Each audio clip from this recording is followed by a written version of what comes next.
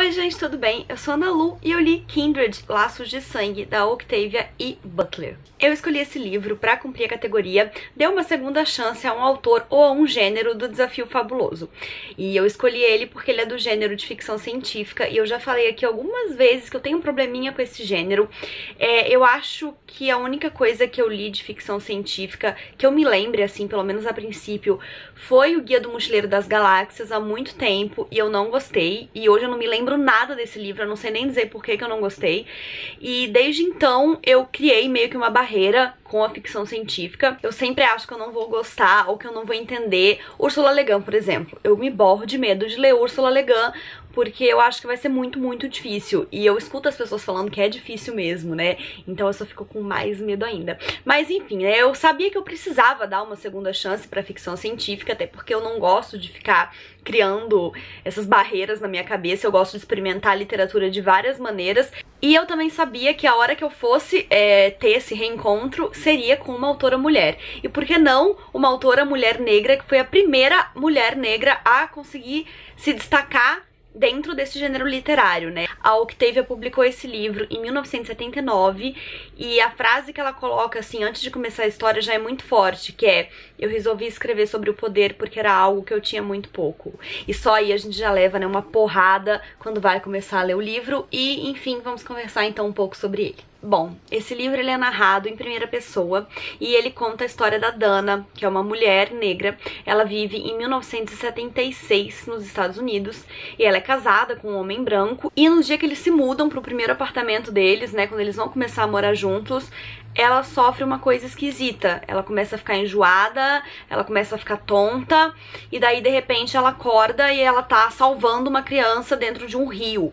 E ela não entende muito o que tá acontecendo, como que ela foi parar lá, o que diabos é aquilo. Ela só vê aquela criança pedindo socorro dentro daquele lago, e ela pula e ela salva o menino, e de repente o pai do menino chega com uma arma apontada pra ela, e tudo que ela consegue pensar é: meu Deus, eu vou ser morta porque eu salvei a vida de um garoto? E aí ela acorda de novo lá na casa dela e o marido fala que ela sumiu por uns 5 segundos, que ele também não sabe o que aconteceu. Ela começou a passar mal e desapareceu ali da sala. Mas na vivência dela, nesse lago, né, com esse menino, se passaram pelo menos uns 15 minutos, enquanto na vivência do marido foram poucos segundos. Eles ficam ali sem entender o que diabos aconteceu e, sei lá, menos de 10 minutos depois acontece mais uma vez.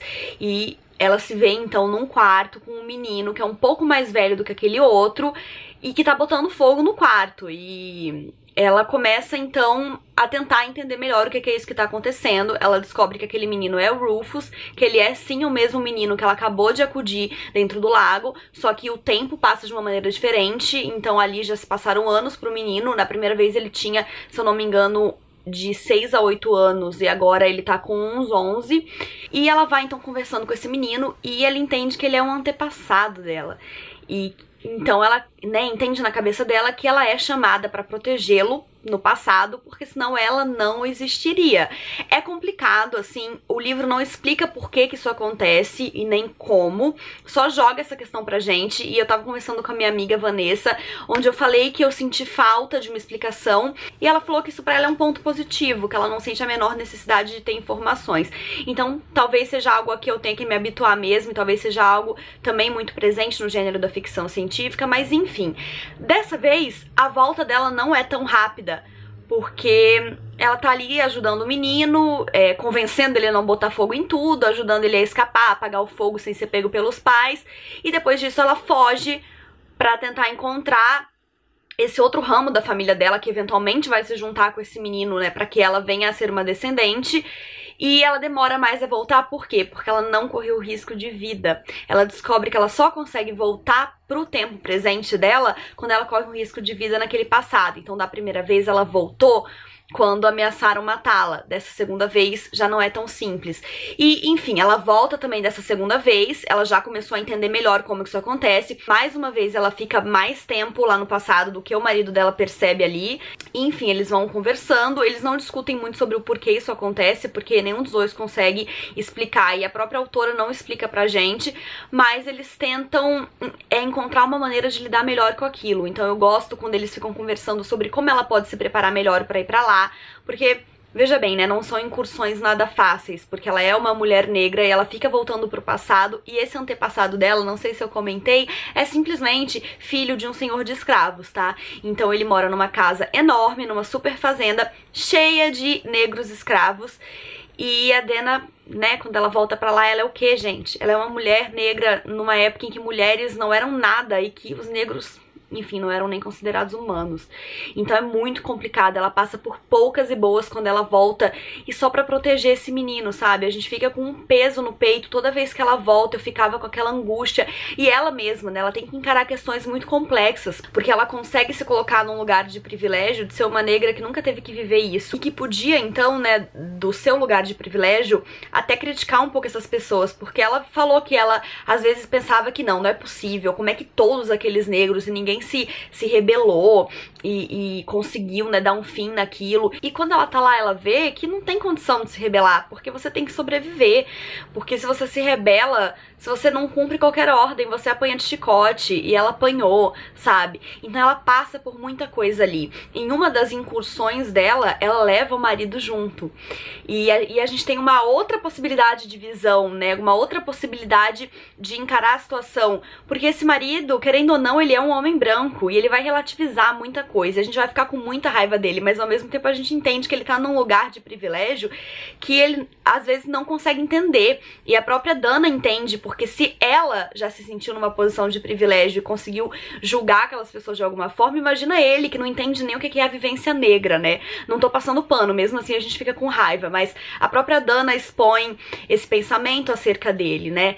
E eu acho interessante que esse personagem exista pra mostrar pra gente como a gente faz relativizações o tempo todo, né?